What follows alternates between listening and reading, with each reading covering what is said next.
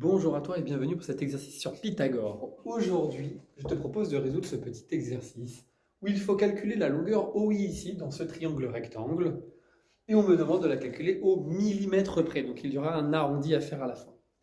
Alors ici, je reconnais naturellement le théorème de Pythagore, je vais donc commencer par ça. J'ai un triangle rectangle, je veux appliquer le théorème de Pythagore. On va commencer par l'hypothèse.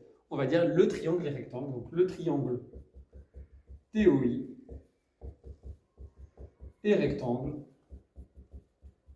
en T.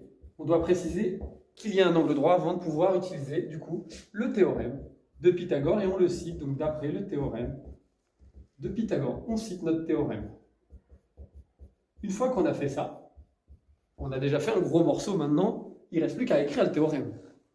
L'hypoténuse, le côté qui est en face de l'angle droit, on va le mettre au carré tout seul, donc OI carré. Ça va être égal à TO carré plus TI carré, les deux autres côtés qu'on additionne, mais au carré, encore une fois. À ce stade-là, je n'ai plus qu'à remplacer par les longueurs.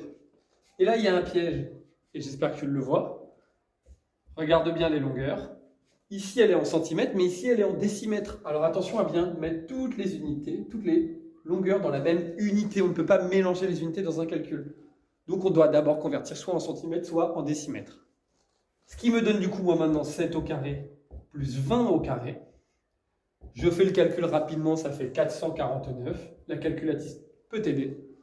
Et du coup, pour avoir OI, je vais simplement faire la racine carrée de 449. Et là, il faut faire attention quand on fait la valeur approchée. On veut un arrondi au millimètre. Or ici, je suis en centimètres. Je vais donc avoir besoin d'un chiffre après la virgule, aller un cran plus loin.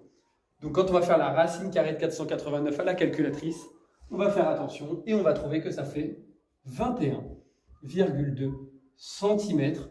Mais j'ai bien un arrondi au millimètre. Je me suis arrêté au chiffre des millimètres. Voilà, l'exercice est résolu. J'ai donc trouvé ma valeur approchée.